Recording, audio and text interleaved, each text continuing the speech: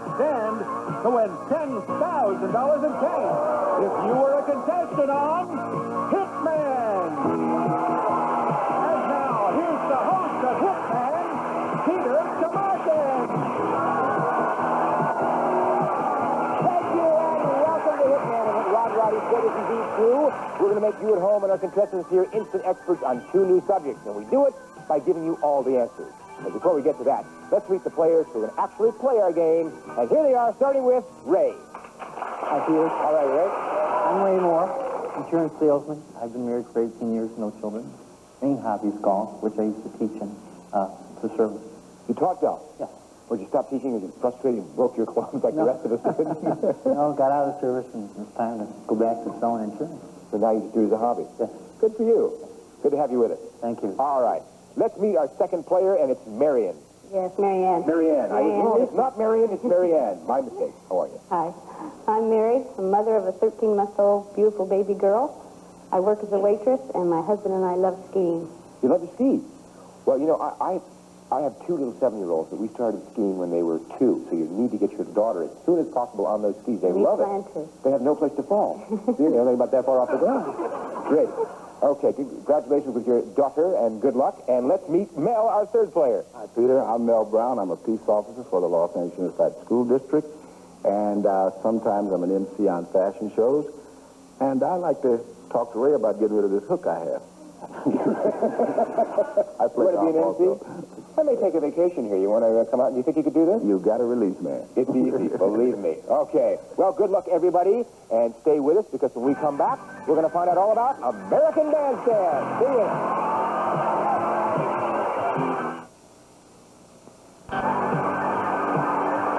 All right, let's get on with our show. I promised you that before we got to any of the questions, we'd give you all the answers, and we will. But as usual, all the answers are in the form of a story. All the questions we ask are going to be based on that story. The story of American Bandstand, a television classic. The year was 1957. The Russians had sent up the first space satellite named Sputnik, and most of the world was amazed. But if you asked the kids on American Bandstand, they would probably have given the event a 65, because it was hard to dance to. You see, that's what kids on American Bandstand were into, dancing. So the same year that the Russians sent Sputnik up, Dick Clark launched American Bandstand coast to coast. Of course, not just anybody could be on the show. First of all, you had to be over 14 and under 18 years old. Kids under 14 were too giddy, and kids over 18 were too blasé. Also, that age limit kept sailors out. There was a dress code, too. The boys had to wear a tie with either a jacket or a sweater. Nobody dressed that way in real life, but it made the show more acceptable to adults who were frightened of the teenage world and their music. The girls weren't allowed to wear tight sweaters or upturned collars, and if a girl wore toreador pants, she would be asked to leave, even if she brought a note from her matador. The show went on the air at 2:45 in the afternoon. At about 3:15, they varied the pace by rating records. The lowest record they ever rated was the Chipmunk song, which featured a chipmunk named Alvin. Within a month, the song sold over 1 million records. How do you say, get your teeth fixed in Chipmunk? American Bandstand was televised from Philadelphia, so it was only fitting that a young Philadelphia fellow named Ernest Evans would make it big with one of the biggest dance records of the 60s, the Twist. Actually, when a group of kids on Bandstand first started dancing the Twist, the producer of the show ordered the cameras off them. But when it spread to the other kids, he decided to let it go. It was either that or take close-ups of the record spinning. When Dick's wife, Bobby, saw Ernest Evans performing the song, she said, he looks like a little fat domino, kind of a chubby checker, and the name stuck. Practically every big star appeared at least once on Bandstand, with the exception of Elvis Presley. Elvis did do phone interviews, though. That's because his manager, Colonel Tom Parker, wanted to keep Elvis's reputation alive while he was in the Army. Those stars who did appear on the show never sang. They lip-synced to the record. Once, Paul Anka was lip-syncing Diana, the song, that is. In the middle of the chorus, the record stuck. Paul, the trooper that he is, repeated the line a couple of times, then broke up laughing. But the kids never minded. They thought American Bandstand, like Sputnik, was out of this world.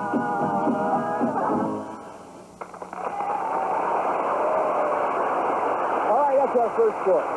Now our game is played in two very different rounds. In round one, our three challengers will be fighting it out in order to determine which two of them are going to go on to do battle with our reigning champion later on in round two. We make that determination by running a little race. Now, whichever two of you crosses the finish line first will be the two who go on to meet that champion later on in round two. Unfortunately, the third place finisher is out of the game. Now, everybody understand that? Somber faces. Don't be somber. It's fun. All right. Get your hands on your buzzers. Here comes the first question. Who hosted American Bandstand? Ray? Dick Clark. Dick Clark is right. Ray's the first one out.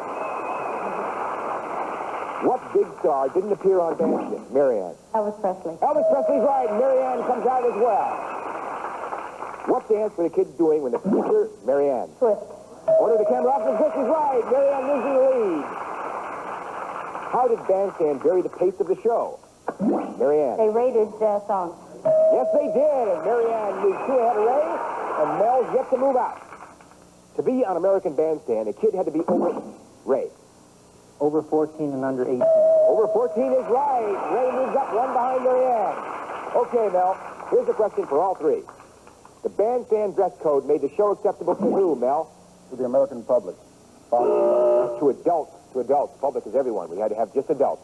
Okay, Mel, you got to sit out this question. We go over to Ray and Marianne, and here it is. On Bandstand, what was the lowest rated record ever? Ray? Chipmunk Song. Chipmunk Song is right. Ray ties with Marianne. We bring Mel back into the game. Here we go. American Bandstand was televised from what city? Ray? Philadelphia. Philadelphia is right. Ray, you know where you are. You're one step away from being our first winner, and this question could put you over if you get it right. A kid had to be under what age? Marianne. 18. Had to be under 18 is right. Marianne is up tied with Ray. Each of you one step away from being our first winner, and this question could put one of you over, and here it is. On Bandstand, what did the stars do as a supplement? Ray. Lip sync. For singing lip sync is right, and you're our first winner. You can relax while Marianne and Mel fight it out to see who's going to join you. Marianne is one step away from being in that winner's circle. And Mel, there can only be two winners. It's an important question, and here it is. Dick Clark's wife thought that Ernest Evans looked like a little, Marianne? A little chubby checker. Looked like a little who? Little fat domino. That's domino. Okay, Marianne, you're wrong. You have to sit it out. Mel, this question's all for you. If you know the answer, buzz in. If you don't know the answer, just don't press your buzzer. That way you're not penalized. All right, it's all for you, and here's the question. Specifically, why weren't kids under 14 allowed on Bandstand? Mel. There were two giddies. Two giddies right, and Mel makes his move. Okay. Now we'll bring Marianne back in the game. Still the same situation. Marianne is one step away from being our second winner, and here's the question. On Bandstand, who lip-synced the song Diana? Marianne. Paul Anka. Paul Anka is right, and Marianne is going to join Ray in the fight against the champion in round two. Congratulations. Mel, starting a little late. Marianne and Ray got to you, but I thank you for being with us. We've got some nice prizes for you. Thanks for being here. All right. Good luck on your MC work. Thank you. Okay. We'll be back in a moment to see just how well our two challengers do against the champion in round two right after this. Okay, we're back for round two of Hitman, and we've got two winners already. Ray for coming in first in round one, you've got $300, and Marianne for coming in second, you've got $200. Now, round two is played entirely differently from round one, because in this round, the challengers attempt to unseat the champion. Therefore, let's introduce our champion who's making her second appearance on our show, Beverly Greenslade. And Beverly is joining us after having sat backstage to listen to the first story, right, Beverly? Right. How does it feel to be $10,300 richer? It was wonderful. Have you planned? I know you went to Australia. Right. Have you planned another trip? Yes, I think I'll go to Hong Kong. Nice trip. Sound like a Need good someone place? to carry your luggage? Yes, you. Okay, we'll talk. Good, Beverly. All right. Now for round two, we see a brand new story, and that is Custer's Last Stand. You can't win them all. Custer's Last Stand, otherwise known as the Battle of the Little Bighorn, was the famous battle in which the Indians outnumbered the cavalry 20-1 and made them into compost. But first, a word about General George Armstrong Custer himself. Custer went to West Point, where unfortunately he graduated at the bottom of his class, which indicates he was stupid. But none of that seemed to matter, because the Civil War had just broken out, and they were looking for a few stupid officers. And so at the age of 24, Custer became the youngest general in the Union Army. A few years before, Custer had married his childhood sweetheart, Elizabeth Bacon. And she was one of the great beauties of the 19th century. You would be, too, if your competition consisted of Mrs. Lincoln and Calamity Jane. Anyway, she and Custer moved out west for his next job, which was to command the 7th Cavalry against the Sioux and Cheyenne Indians. Well, as you might imagine, the Sioux and Cheyenne learned to know what Custer looked like real fast. They especially noticed his most famous characteristic, which was his long blonde hair, which is why they nicknamed him Yellow Hair. Anyway, the Army decided to launch a surprise attack on the Indians while they camped on the Little Bighorn River. Custer forbade anyone in the regiment to carry sabers, since he was afraid the swords would clank against the saddle and spoil the surprise for the Indians. So, any picture of Custer's last stand that you see where Custer is waving his sword, well, it's a bunch of buffalo bots.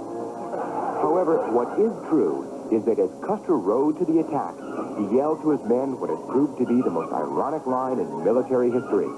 "We've caught them napping!" From here on in, all we know comes from the Indians, since the only survivor on the Army side was a horse named Comanche. But one theory went like this.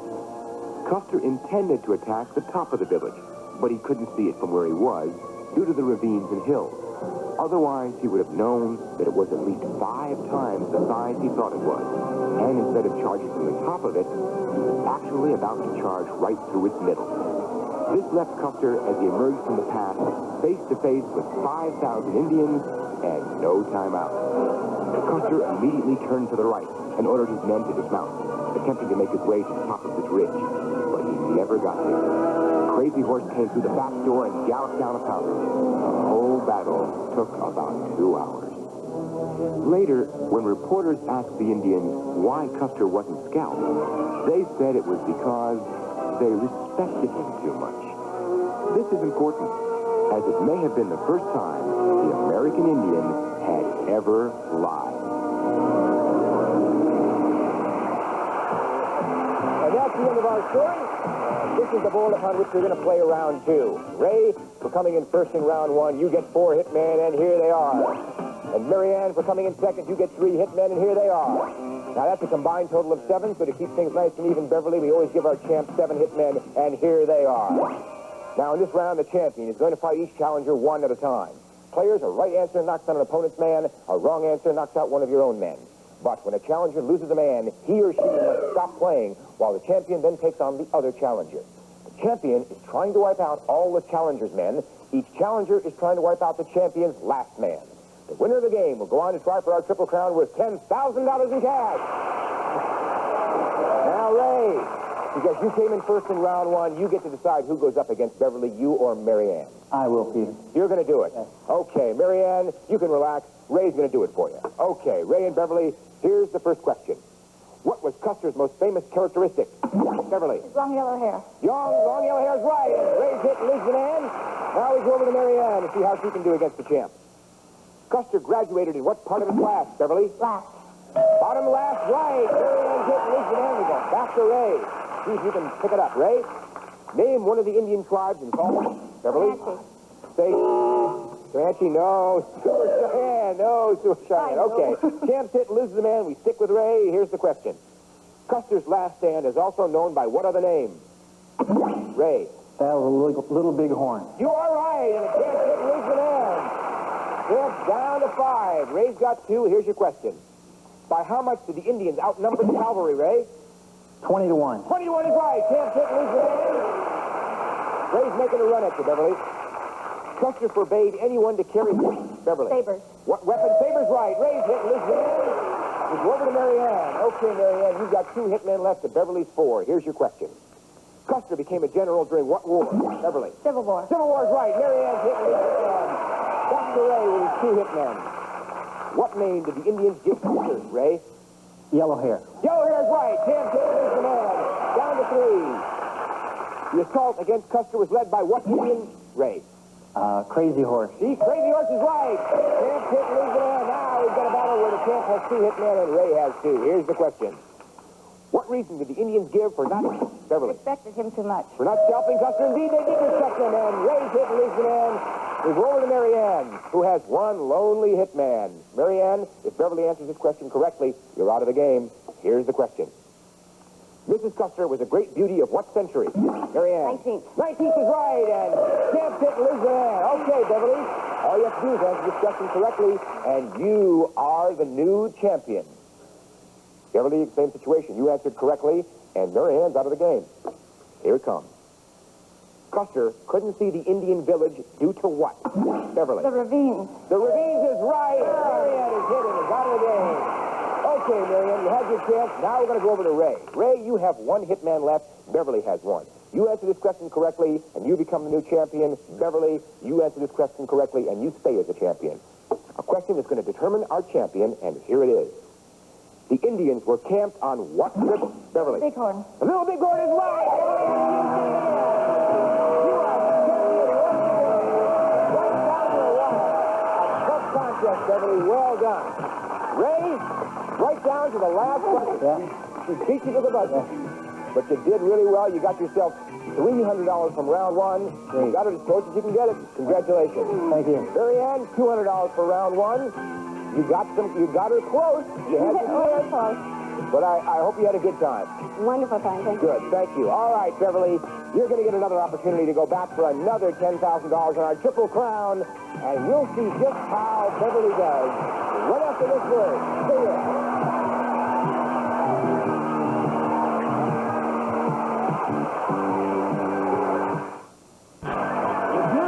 A contestant on Hitman, write to Hitman. Contestant, 5746 Sunset Boulevard, Hollywood, California, 90028. All right, it's time for our Triple Crown. Beverly, you couldn't have cut it much closer. No.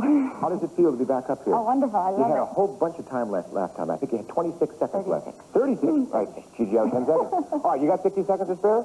Good, because that's just as long as it's going to take to play this game. On that board over there, you see 8 columns, and each column is a number of circles. For example, in column 4, there are 3 circles. Now, you call out a column, and I'll read you a question based on either of the 2 stories you've heard today. If you're right, you'll change that first circle in that column into a money man, and I'll read you another question. And I'll continue to read you questions until you've changed every circle in that column into a money man, or until you make a mistake. Now, if you make a mistake, or you pass on a question, you've got to call out another column. You fill up 1 column with money men, you win $1,000. You fill up 2 columns with money men, you win $2,000. And finally, you fill up 3 columns with money men, and you win $10,000 in cash. What? You're not going to see how many circles in each column, because we're going to turn your back to the board and keep it there the entire game as it is now while we set the board pattern. All right? Set the board.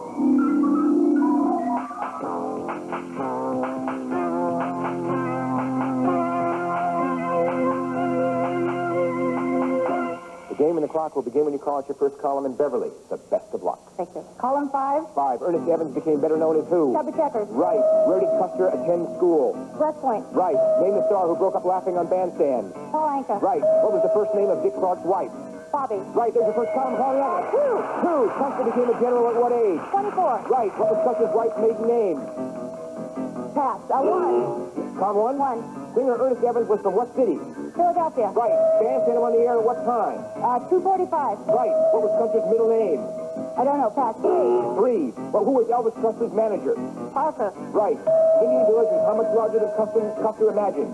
Twice as large. Another column. 4. 4. How were girls forbidden to wear their collars on Bandstand? Right. As he emerged from the past, how many Indians did Custer face? I don't know. 6. 6. In what year did American Bandstand start? 1957. Right. The Chipmunk song sold 1 million records in how long? 6 months. Another column. 7. 7. What was Custer's first name? George. Right. The Swift was a dance hit in what decade? 50. No, time is up. Time is up. You got yourself 1 column and $1,000. You only had 1 column left. You had 1 column left, and you had 1 entry in that 1 column. You got yourself $1,000. We'll be back right after this.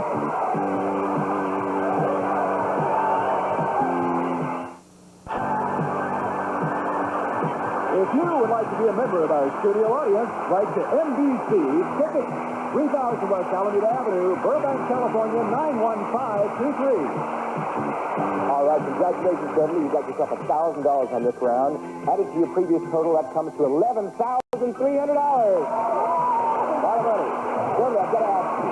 You you know a lot about American Bandstand and Custer's last stand? I think Custer did me in. I didn't know anything about that at all. Custer did you in? Yes, the Indians did him in, and Custer did you in. How about American Bandstand? That was a little better, but I didn't know so much about it. You didn't ask the questions I remembered. Oh, my fault. Okay. It's all your fault. Well, hope you do better next time. Okay. One thing for sure, it may have been Custer's last stand, but it's not your last stand because you're going to come back. And we hope you'll be back, too. And we'll see you on Hitman. Bye-bye. Some of our players and seniors went over the Rug Doctor. Improved steam powder cleaner with a vibrating brush to remove deep down dust and carpets. Rug Doctor steaming mat is there. Also, Golden Grain macaroni and cheddar dinners made with enriched double macaroni, creamy cheddar cheese, and other natural flavors from Golden Grain Macaroni Company. Plus, Kraft Black Hawk canned hams are all slow smoked over genuine hickory and come in 3 distinct flavors: original hickory smoke, honey glaze, and barbecue glaze.